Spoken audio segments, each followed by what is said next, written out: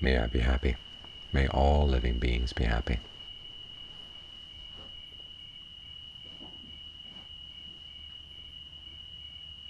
We chant that every night before we meditate.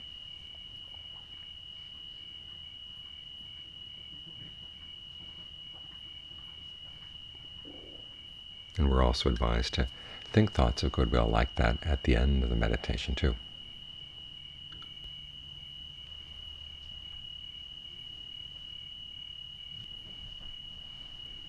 We chant them beforehand for two reasons. One is to remind us why we're meditating.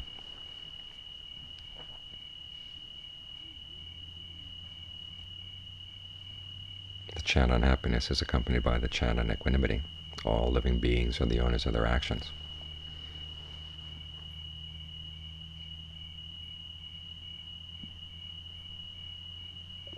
Happiness is not simply a matter of an affirmation. It's something you actually have to do, or it requires causes, actions that you have to do. And where do the actions come from? They come from the mind, from your intentions. So you have to train your intentions if you want to make sure that the results that are going to come out are the ones that you want. Because you look at the intentions of the mind, they pull in all directions. Unless you train them to pull in one direction, which is the direction of true happiness. So that's why we meditate.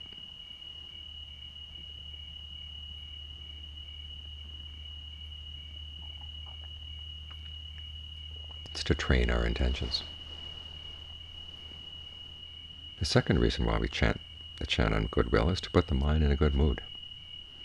Thinking thoughts of goodwill feels good.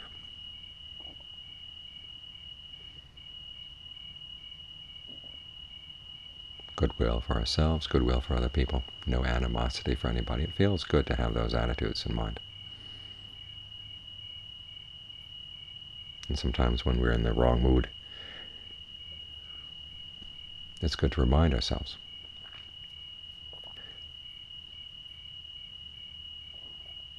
that the best happiness is one that doesn't take anything away from anyone else, a happiness that doesn't impede the happiness of other people. And remind ourselves that there is such a thing, the happiness that comes from within.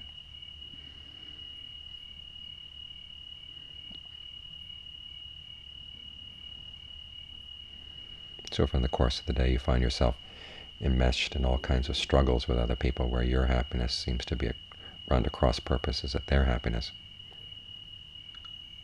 it puts you in a foul mood. You start looking at the human race as a whole, and all it is just struggle and conflict.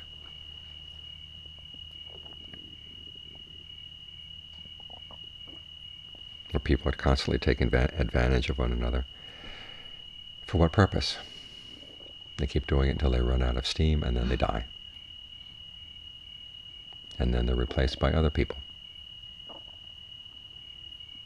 And they themselves, after they die, they come back and they start the struggle all over again. And it all seems pointless. And if that were all there was to the human race, it would be a pretty miserable situation. But as the Buddha pointed out, that's not everything. There is a happiness that comes from training the mind, a happiness that comes from doing good things, developing things like integrity,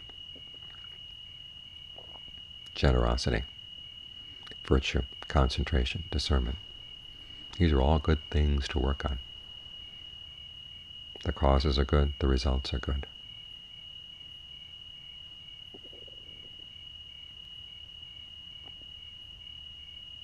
And looking at the human enterprise from this perspective, it takes on a whole new cast. And particularly looking at your human enterprise, your life, what you're going to do with it. It feels a lot better if you can make up your mind that yes, what you want is true happiness. And remind yourself there is a path to follow. It's this one we're following right here as we sit and meditate.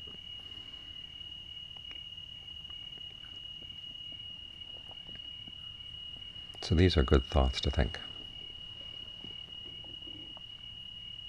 and help get you in the right mood to meditate.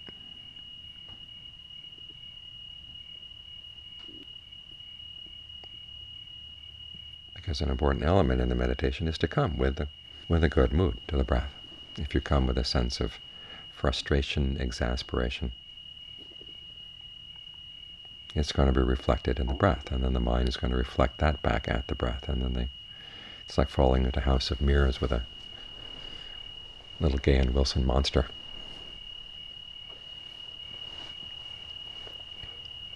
The monster just multiplies.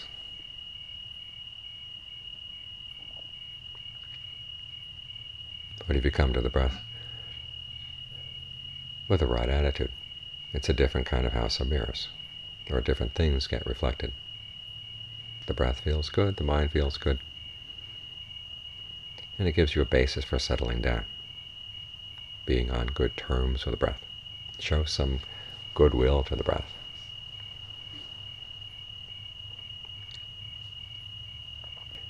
And even though we can't say the breath is going to show goodwill back to you, at least it'll show some pleasant feelings that you can settle down in. Try to be sensitive to those.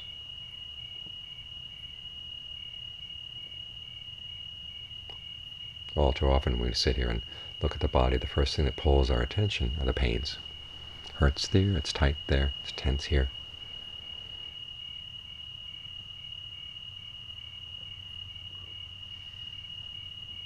And if you focus on those become the little monster in the hall of mirrors. Try to find the spaces between the pains, the parts of the body that feel okay.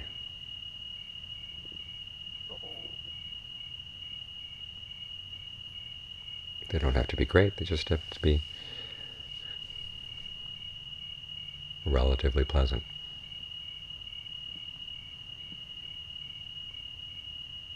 And then focus on them and allow them to continue to be relatively pleasant. One of the things you have to watch out for is the mind's tendency to tense up the spot where it's focused.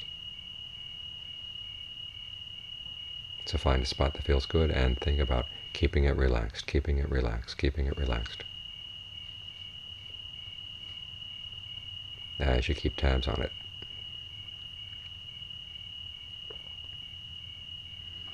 And if you slip off, be good-natured about coming back.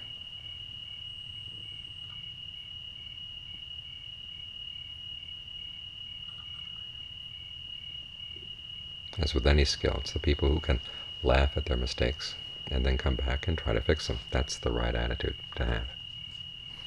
If you get frustrated and start beating yourself up,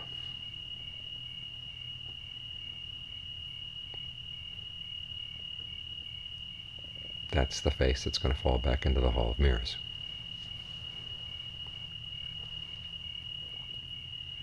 Either the beater or the beaten, neither of which is something you want to see in repeating infinitely.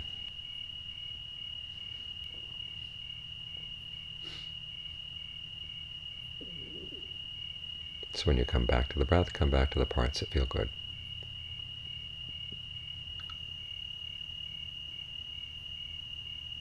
And learn how to be in a good mood and yet diligent at the same time, persistent at the same time, precise at the same time.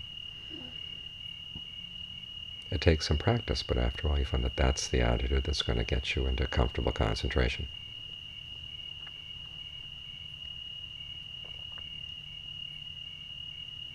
And one of the whole purposes of the concentration is to be at ease, to have a sense of comfort, a sense of pleasure.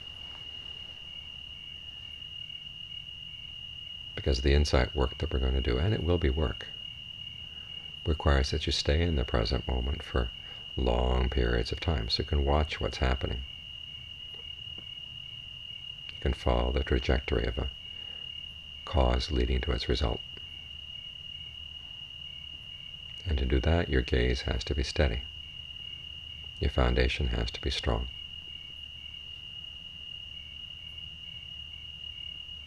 And any kind of foundation that's based on a sense of frustration and strained effort is not going to last.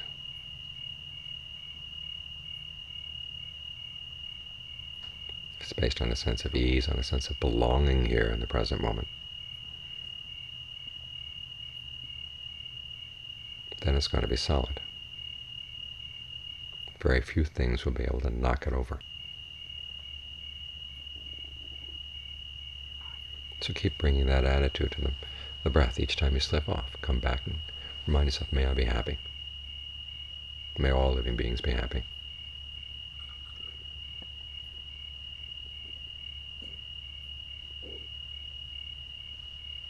And that way you find it easier to keep coming back, which is what the concentration is all about.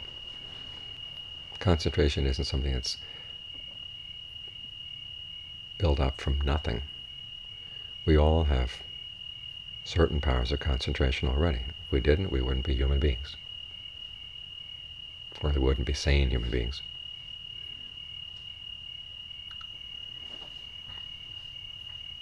So in the beginning, you start out with momentary concentration. It's going to last for a while, and then it's going to stop. And then you have to start it up again.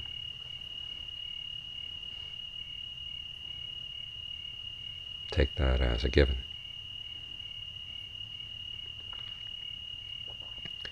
And when you learn how to stay in the spots that feel comfortable and keep them relaxed as you focus on them, that's what's going to allow the concentration to last longer and longer. Until you catch yourself at the point where the normal lifespan of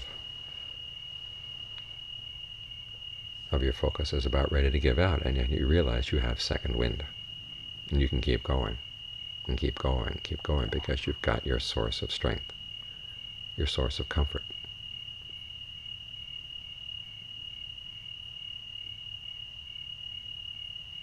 That's what the work in concentration is about.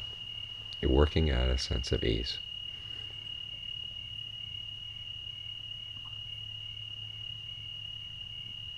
And that's different from straining, or different from pushing things or tightening things up in order to get them done.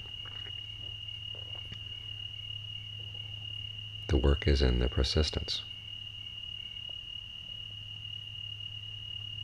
Persistence in allowing a relaxed spot of the body to stay relaxed as you watch it.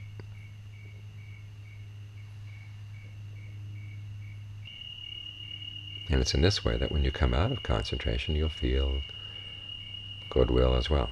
And this time you can spread thoughts of goodwill to other beings, and you'll have a different quality. It really is a gift to them, because it's coming from a sense of goodwill that's already there. Rather than a reminder to yourself, it's more a natural outcome of the concentration that you've been doing.